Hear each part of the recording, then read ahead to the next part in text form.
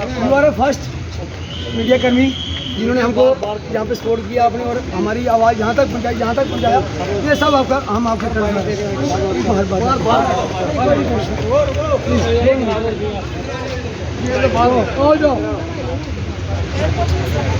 श्री अकाल जी।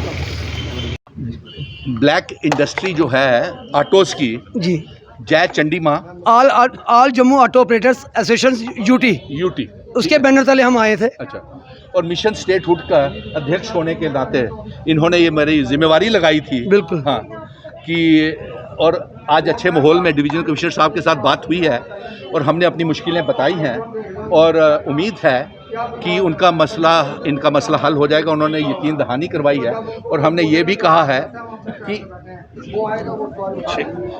उनसे ये कहा है कि अब जम्मू शहर एक छोटा सा शहर है, यहाँ पे ना तो ऑटोज़ की और ज़रूरत है और ना ई रिक्शाज़ की ज़रूरत है। हम किसी के खिलाफ नहीं हैं, लेकिन हमने कहा है कि इनका ये मसला जो हर रोज़ लड़ाइयाँ होती हैं, झगड़े होते हैं, इसका मसला किसी तरीके से हल किया जाए। और हमने ये पैगाम लेफ्टिनेंट गवर्नर साहब को भी मिले हैं। ये पिछले कितने महीनों से ये मसला बना हुआ था, आप पत्रकार लोग भी तो देख ही रहे थे। आज ये मसला और उसके ऊपर ओला और ओबरा भी आ रही है, तो फिर तो ये बिल्कुल ही ठप हो जाएगा इनका काम। तो इसलिए हमने इनसे कहा है कि अगर ये रिप्लेस करना चाहते हैं ब्लैक ऑटोज़ को ई रिक्शाज़ के साथ, तो प्रायोरिटी इन लोगों को दी जाए जो पिछले 50 साल से इस इंडस्ट्रीज़ के साथ जुड़े हुए हैं। और ये सारी बातें तफसील से हुई हैं, एलजी साहब को भी पैगाम गया है और इससे पहले ये विरोध प्रदर्शन भी कर रहे थे क्योंकि पिछले काफ़ी महीनों से इनकी सुनवाई नहीं हो रही थी। लेकिन आज इंसाफ की गुहार इंसाफ जो है वो लेफ्टिनेंट गवर्नर मनोज सिन्हा साहब तक हमने ये आवाज़ पहुंचाई है। और हमने ये भी कहा है कि साहब ये परिवार आप रिचार्जिंग वाले स्मार्ट मीटर लगा रहे हैं, ये नहीं दे पाएंगे। आपने इनके ऊपर पैसेंजर टैक्स, इन्होंने बैंकों की किस्तें देनी हैं, आरटीओज़ की फीसें देनी हैं, ऊपर से आपने प्रॉपर्टी टैक्स भी लगा दिया है। और रियासत तोड़ी थी इसलिए कि इनको रोज़गार मिलेगा, लेकिन यहाँ तो बेरोज़गार बढ़ रहे हैं, कारोबार ही नहीं है। अब मैं ये चाहूँगा कि आप ज़रा हनीफ जी का भी बयान ले लीजिए। सेठी साहब जी बोलिए। जैसे कि आज 3-4 महीनों से हम दर बदर घूम रहे थे मीटिंग के लिए कि कभी डीसी साहब से मीटिंग हो जाए हमारी, कभी आरटीओ साहब से हो जाए, कभी ट्रांसपोर्ट कमिश्नर साहब से हो जाए, कभी एडीसी साहब से हो जाए। लेकिन अफसोस और बदकिस्मती दोनों चीज़ें इकट्ठी हमारे साथ चल रही थी। कभी हम जाते हैं तो डिप्टी कमिश्नर साहब निकल जाते हैं, कभी हम जाते हैं तो एडीसी साहब निकल जाते हैं, कभी हम जाते हैं तो ट्रांसपोर्ट कमिश्नर साहब निकल जाते हैं। तो आखिर में हमने मजबूर होकर ये सुनील डिम्पल जी के पास हम अपनी गुहार लेकर के हमने कहा कि मेहरबानी करके आप हमारे दिल की आवाज़, हमारी ज़ुबान की आवाज़ जो है वो डिपकॉम साहब के साथ हमारी बात करवा दें। और फिर उसके बाद में सुनील डिम्पल जी ने टाइम लेकर डिपकॉम साहब से, और डिपकॉम साहब से जब टाइम लिया और वो अपने टाइम पर पाबंद हमें मिले हैं और उन्होंने हमारी बात बिल्कुल खुशगवार माहौल में हमारी बात सुनी है उन्होंने, और अच्छी तरह से हमारी बात सुनी है। और जो चीज़ें उन्होंने हमसे तलब की हमने दिखाई हैं, जो प्रॉब्लम्स उन्होंने हमसे पूछी हमने सुनाई है, और अच्छे खुशगवार माहौल में हमारी आज की मीटिंग हुई है। और उन्होंने हमें हर तरह का आश्वासन दिया है कि आप जिन भी शर्त को लेकर आते हैं और हम आपकी जायज़ डिमांडों को पूरा करने के लिए हर प्रयास करेंगे। और उसके साथ साथ मैं सुनील डिम्पल जी का बहुत बहुत शुक्रिया अदा करता हूं इन लफ्ज़ों से कि उन्होंने स्मार्ट मीटर का भी बीच में बहुत बड़े पैमाने पर जिक्र किया, जो कि हम आज अपने पेट नहीं पाल रहे, उसके बाद में हम आज स्मार्ट मीटर रिचार्जिंग कहां से उसको हम अदा करेंगे।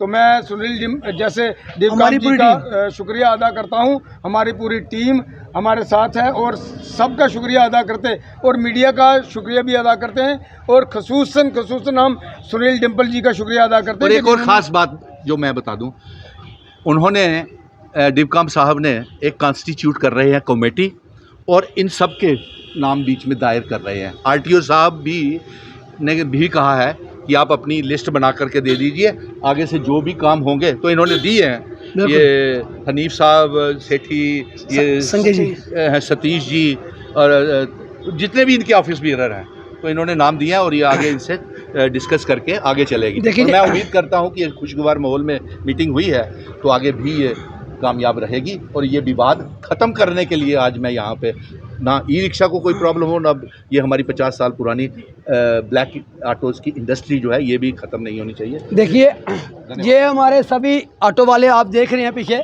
काफ़ी उम्र दराज हैं। ये हमारा ये मेमोरेंडम है, आप देख सकते हैं। सभी मीडिया कर्मी से मैं अनुरोध करता हूँ इसको कैप्चर करें। ये हमारा मेमोरेंडम है जो हम डीसी मैम के पास 1 महीने से लगातार जा रहे हैं, पर बदकिस्मती जैसे अनीफ जी ने बोला और सुनील जी ने बोला कि हमारी बदकिस्मती है कि हम उनसे नहीं मुलाकात हो पाई है। आज हमारी डीपकॉम से मीटिंग हुई है और बहुत अच्छे तरीके से ये आप इसको कैप्चर कर सकते हैं।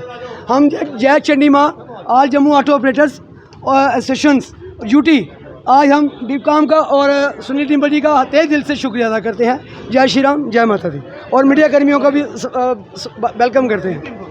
देखिए, आज जो एक 50 साल से जो एक 3 व्हीलर काले ऑटोज़ की इंडस्ट्री चल रही थी, वो आज बड़े मुश्किल दौर से गुजर रही है, भुखमरी की शिकार हो गई है। ब्लैक ऑटोज़ वालों ने, इन सब ने, इनकी उम्र 35-40 साल से भी ऊपर है। ये मेरे साथ खड़े हैं, 60 साल की उम्र है, पीछे और भी बुजुर्ग खड़े हैं। तो आज यही एक मुश्किल खड़ी हो गई कि यहाँ पे जब से ई रिक्शा डाले हुए हैं उसकी वजह से इन लोगों को बड़ी मुश्किल आ गई। और ई रिक्शा पहले 80 डाले, फिर 400 डाला, फिर 4000 कर दिया।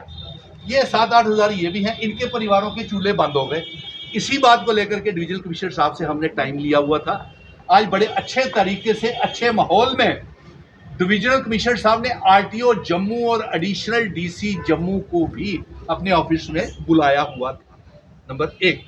नंबर 2, उन्होंने हमें विश्वास दहानी की है। हमने उनको ये सुझाव दिया, अब पत्रकार बंधुओं को मैं बता दूं कि और ई रिक्शा जम्मू में, छोटा शहर है, यहाँ पे और ई रिक्शा की गुंजाइश नहीं है। आपने पहले मेटाडोरें इतनी ज्यादा डाल दी कि मेटाडोरों का काम ठप हो गया। अब ई रिक्शा इतने डाल दिए तो काले ऑटो वालों का, ब्लैक ऑटो इंडस्ट्री बंद हो गई।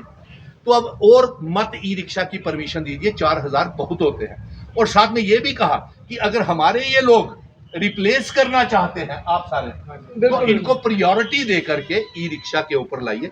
या तो सरकार को पहले ही चाहिए था कि आप ये ई रिक्शा चलाने से पहले इन्हीं से पूछते कि आप ई रिक्शा चाहते हैं, आपके परमिट्स को हम कन्वर्ट कर देते हैं ई रिक्शा में। लेकिन ऐसा हुआ नहीं। अब पता नहीं फिर ऊपर से ऑर्डर्स आते हैं, कहाँ से आते हैं, आसमान से आते हैं ऑर्डर्स हैं। और ये हो गया कि सरकार ने, ऊपर वालों ने, क्योंकि यूटी है, ऊपर वालों ने पैसे इकट्ठे कर लिए है और लड़ाई जो है ई रिक्शा भाइयों के बीच में और ब्लैक ऑटो इंडस्ट्री वालों के बीच में पड़ गई। तो इस विवाद को हमने एलजी साहब को यही बातें डिपकॉम साहब के माध्यम से भेजी हैं। और इसके अलावा भी हमने और कुछ बातें की हैं डिपकॉम साहब को कि जम्मू शहर में यही लोग रहने वाले हैं, यही गरीब तबका है, आप इन्हीं के ऊपर पहले इनको ऑटो की किस्तें देनी पड़ती हैं, बैंक की किस्तें देनी पड़ती हैं, टोकन फीस जमा कराने पड़ते हैं, और पैसेंजर टैक्स भी आपने बिना पूछे लगा दिया, पोल्यूशन इंश्योरेंस। और अब उसके बाद दरबार मूव के बाद तो इनका काम बिल्कुल नहीं रहा, चाहे वो ट्रांसपोर्ट इंडस्ट्रीज है। नंबर दूसरा, हमने ये भी कहा उनको कि यही वो लोग हैं जम्मू शहर में रहने वाले, अब आपने इनके ऊपर रिचार्ज जो मीटर्स का वो भी थोप दिया, तो ये कहाँ से देंगे? ये अपने बच्चों की फीस नहीं दे पा रहे हैं। सुबह से हमारे यहाँ पे आप हर ऑटो स्टैंड के ऊपर जाए, आप देखेंगे कि घंटा 2-2 घंटे सवारी बेचारे ऑटो वालों के पास आती नहीं, ब्लैक ऑटो वालों, तो ये फीस नहीं दे पा रहे। तो आज हमने मजाक में हमने कहा, जनाब आप हमारी ये चाबियाँ ले लीजिए, हमसे किस्तें, टोकन फीसें और पैसेंजर टैक्स नहीं दे पा रहे। आप एक काम कीजिए, हमारे काले ऑटो ले लीजिए और हमारे परिवार आप पाल दीजिए, उनके बच्चों की फीसें, हमारे घर का खाना। तो प्यार में ये हंसी में बात कही है, ये सीरियस नहीं थी इसको, लेकिन ये ऐसा हुआ है। और लेकिन हमें बड़ी खुशी है कि 3-4 महीनों से ये कोशिश कर रहे थे, कोई ऑफिसर मिल नहीं रहा था इनसे, कोई अधिकारी मिल नहीं रहा था, और वो अधिकारी आज मिले हैं सारे इकट्ठे होकर के। डिपकॉम साहब की चेयरमैनशिप के अंडर मीटिंग हुई और बड़े अच्छे माहौल में हुई, और मुझे उम्मीद है कि अब ये सारे मसले हल हो जाएंगे। अगर आपने फिर कंबाइंड होकर के कुछ पूछना है तो